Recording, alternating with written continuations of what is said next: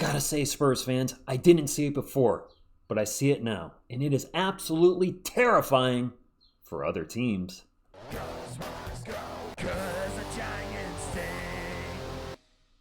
What is up, San Antonio Spurs fans? Welcome to TSR Sports, TGIF, and I was thinking about our draft and prior players with their Spurs and the direction our Spurs are going. And I was like, you know what?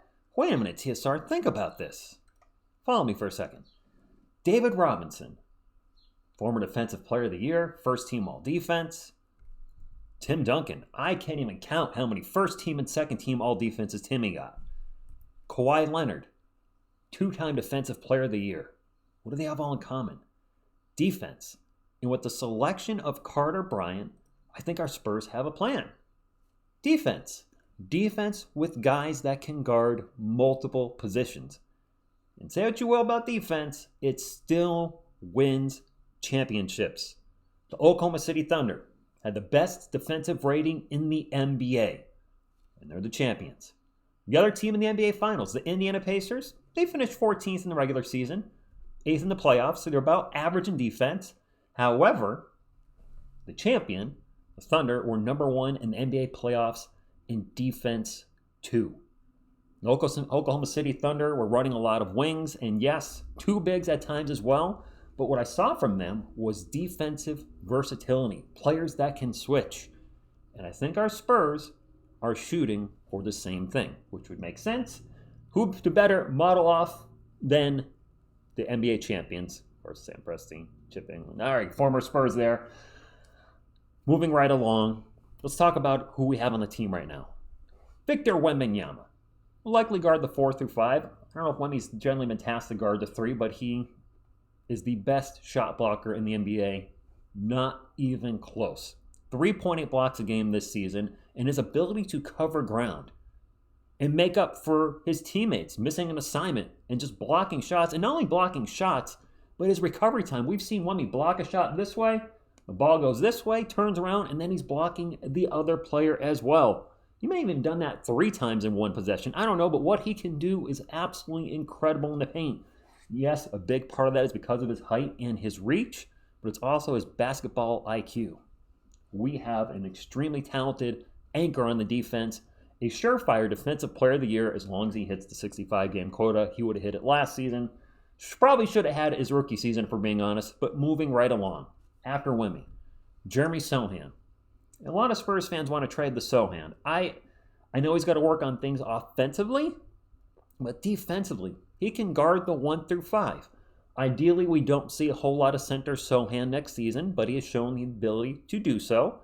And he's almost always on the opposing team's best offensive player, Luka, Steph, Ant, whoever. And he generally does an amazing job.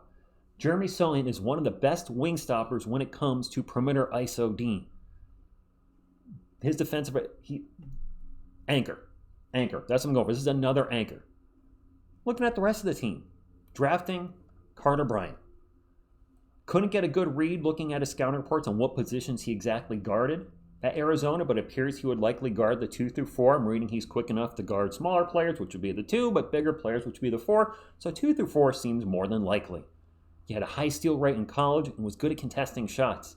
And I'll admit, guys, I may have slept on that pick a little bit draft night.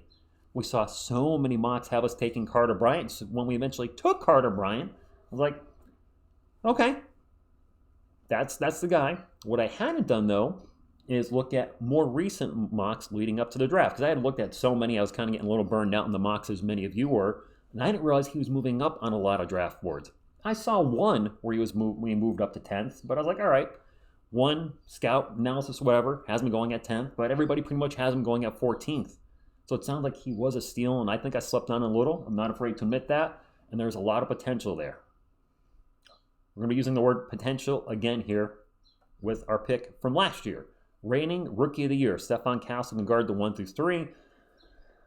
I know he's got things he needs to work on. I couldn't find it online. It's either his off-ball defense or on-ball defense needs work, but I'm pretty sure it's his off-ball defense is a bigger issue, but there's also, yes, potential there, but versatility. And with the 4 guys I mentioned, I see versatility. And I'm liking the direction of the team with defensive versatility. The offense just needs to cook as well.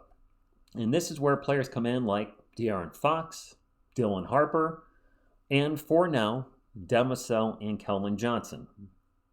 I don't know how long either player, to be honest with you, will be on the Spurs with the drafting of Carter Bryant with the direction of the team, but they are here for now, and I wish them the best.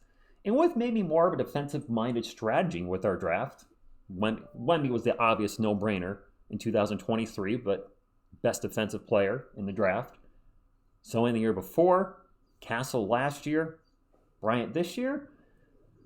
I know Harper's not a defensive beast, but that was the best player available position at the number 2 spot. But I think we're really working, and Brian Wright has said this with the positionless thing. I think we're looking for defensive versatility, and we really have it with these 3 guys here, plus Castle. And maybe why that, Spurs fans, maybe why, with this defensive versatility we're going for, Maxime Reynaud was not drafted by the Spurs. Maybe that's why they drafted that or traded that second round pick before the draft even started and did not try to trade it back into the second round last night. And, my apologies for the language in the short. I would have loved him at 38, not just because he's Wemby's buddy, but I read a lot of good things about him. And he was projected to be a late first rounder. With him sitting there at 38, I thought, oh, I wanted him. I really wanted him. But it wasn't meant to be. And I got to think the Spurs have another plan. Let me just actually add this in here. I'm shocked. Not just here in our community, but looking elsewhere, there's a lot of Spurs fans that are like, who cares about a second round pick?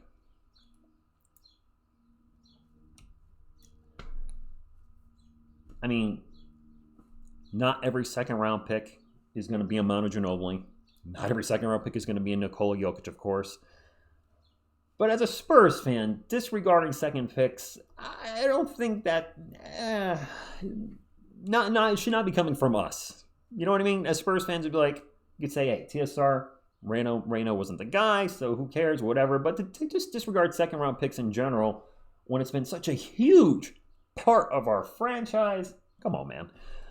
That being said, this must mean we're getting a big somewhere, guys. We have to get, we cannot roll out Wemby. Yes, roll out Wemby, followed by Bassey and Biyombo. That is not going to work. I like Charles Bassey. He has shown potential as well. There's a word we're using a lot here, potential, as a rim protector and rebounder, but he's been inconsistent, and more importantly, he can't stay on the court. He's been injured, 3 years in a row now with our Spurs? It's time to move on. Thank you for your service. Once a Spur, always a Spur. It ain't working. Cut ties with him. Bismack Biyombo, you want to keep him on as depth, as a 14th or 15th player on the roster. Okay, how many spots do we have? We had 10 guaranteed contracts. We just drafted, it's 12 players. We have 3 spots plus the 3 two-way contracts. I got to think, Spurs fans, something's got to be there somewhere where we're getting a big. I see with the recent pick that the Sixers made in the second round, I saw a Philly website report that it seems like they're going to be moving on from Gershon Yabusele. Is that a player we're definitely going to sign? It would make sense. But it doesn't really, it checks some of the boxes, but we still don't have another big, a 7-footer after Wemby. So I'm not sure what the plan is there. I'll do a video on that future. Maybe that'll be tomorrow's video, but I like the direction we're going. I think we're trending in the right direction. We have our franchise player. We have defensive versatility. The scoring. My big question mark is not the scoring per se, but the shooting. The shooting's got to come around. You, right above me. Just be an average 3-point shooter. We see you working on the offseason. The weird hitching your shot is gone. Keep doing what you're doing. Stephon Castle, abysmal from three-point land last year. Shot, under 29%. He's working with the guard whisperer, who also worked with SGA. Hey, that's good person to model your game after. And if he can get his three-point shooting to a lot of ifs again. But this is what, when you have young players, guys, this is what we're going to have. We're going to have ifs and potential because we don't know what their ceiling is.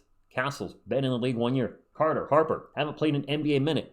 Jeremy Sohan, for all the slack he gets, he's still young. What's he, 21 right now? We haven't seen the ceiling of those guys. We have not seen Victor Wembanyama's ceiling. We've seen about a season and a half from Wemby. How freaking high is his ceiling? I love the direction of the team, even if I might get upset at times and be critical things, much like last night during the second round draft reaction. I like where we're going, and good times are coming. For the opposing teams, this is going to be scary. When they figure it out and put it all together, watch out, NBA. Here comes another Spurs dynasty. Calling it now. Another dynasty. Drop a comment down below. You think I'm crazy with what I'm talking about? Are you on the, Sohan, no, Bryant, no, TSR, you're crazy. We should have traded for Durant. We should have traded for Giannis, blah, blah, blah. Curious in your thoughts. This is a different type of video. This made from the ground up. I don't do a lot of these. Usually I piggyback off of Air Alamo or Pounding the Rock or Spurs Talk or whoever. But I want to kind of give my own take on things and the direction of the team.